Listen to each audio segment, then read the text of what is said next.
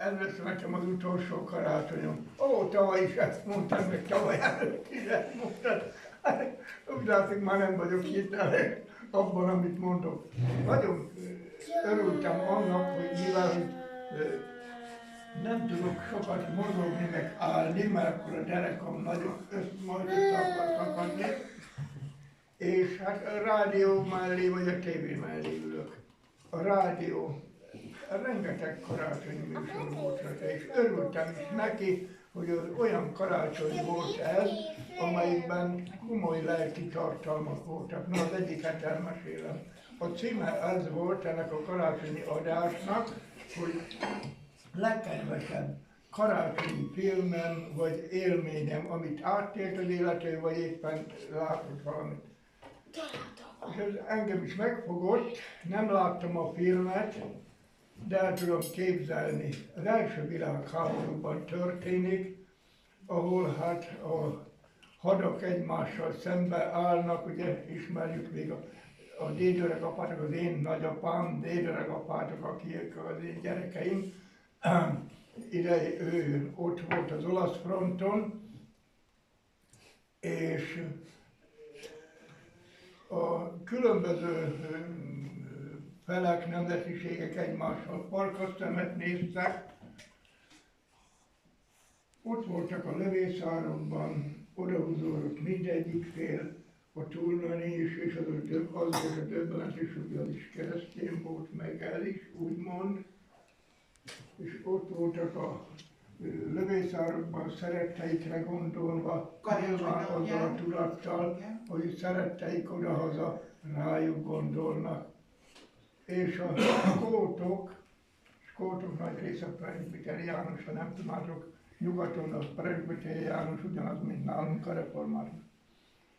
És szép, kedves hagyomány volt náluk ez, hogy karácsonykor sokat énekelnek. És belekezdtek egy szép karácsonyi énekbe, aztán a másikba, a harmadikba. Hozzájuk kapcsolódtak azok is, akik ismerték ezt a dalomot, vagy ezt az éneket. Ugyannyira, hogy egyszer csak egyre több lövészárokból szállt föl a karácsonyi ének. Na nem csak az ének szállt föl, hanem kimerészkedtek a lövészárokból. Aztán köszöntötték egymást. Azok, akiknek arra voltak rendelve, hogy gyilkolj, ölj. Itt most azt élik át, hogy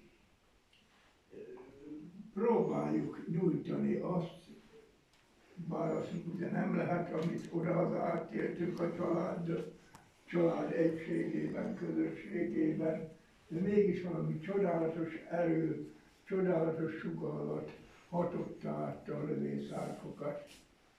Aztán játszottak, fociztak, labdát rúgtak. No, nem sorolom.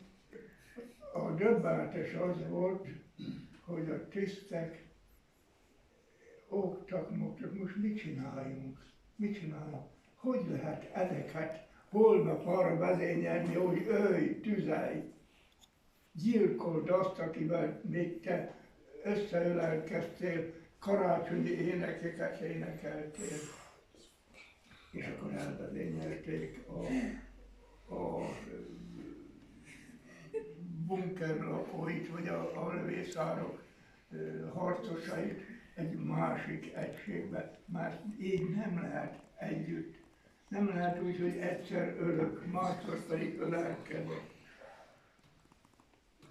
Számomra ez volt a legszebb a műsorok között, kétség kívül, és elképzelhető az, hogy a karácsonyi éneknek, illetve minden éneknek van egy ilyen közösségteremtő, testvériséget teremtő ereje, hatalma. Hát talán az is beleszolgál az élményeimbe, hogy itt vagyunk a szomszédban, ahol dúlnak a háborúk. Olyan szomorú szívet facsaró az, hogy megnyitják a csapot és nem folyik a víz. Már napok óta nem folyik a víz. vagy nincsen áram, és ropognak a fegyverek, vagy akiket kerestek, azokat nem találták, mert vagy az eltalált házzal együtt elpusztultak. Mi hálát adhatunk Istennek azért, hogy tényleg még ide nem jutottunk, hogy van ilyen lehetőség is, hogy együtt lehetünk, és olyan jó látni benneteket az én családomnak a gyermekeiként. Olyan jó látni azt, vagyis olyan jó tapasztalni azt, hogy nem feltétlen muszáj minden háborúba belekapcsolódni. Második világháborúban én is benne voltam, mint 12 éves gyerek. Melyik csak a 12 éves? Benjo. Na mondd a neved. Mutatkozz, légy Köszönöm. Német Bendegúz. Ja, Bendegúz. És a Peti. Kisfiam, én ennyi idős voltam, mint te, amikor a második világháború volt.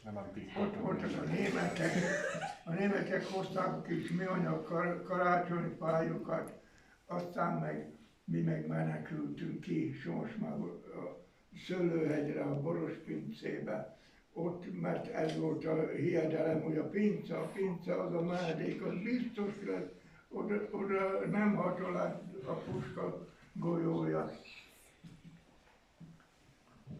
Annyi minden van, ami emlékként kavarog bennem, de ami hálára int, ami tényleg érték az, hogy itt lehetünk, együtt lehetünk, örvendezhetünk, és nem kell siratni senkit, nem kell, mint Petőfi mondja, ugye az István öcsém című versében, hogy nem kell azon óvni a családnak, hogy hát a mi Sándorunk most mit csinál, hát a mi testvérünk, hát a mi édesapánk hol van.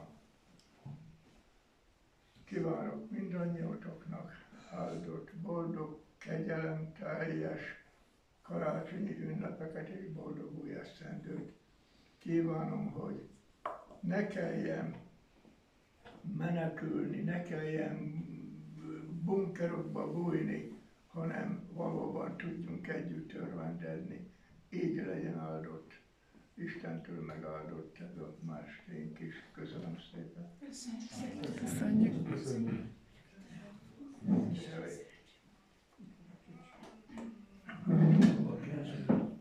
Mondok egy évet.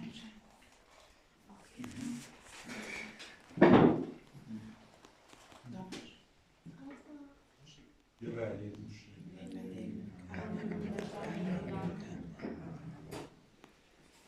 Annyi segítséget lehetne kérni, hogy nagyjából mindenki elmondja, hogy mire számíthatunk a tárcán?